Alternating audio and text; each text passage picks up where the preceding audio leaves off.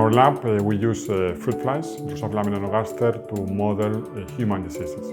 Why Drosophila? Because 60% of the genes that we humans and flies have are being conserved, are being shared.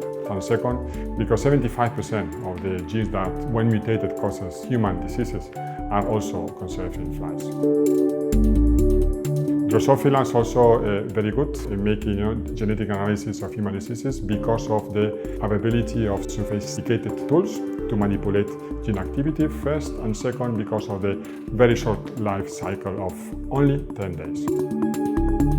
The main interest of using Drosophila to model complex diseases like cancer, Alzheimer, Parkinson is because we are modeling in whole organism, something that we cannot do in simple culture cells.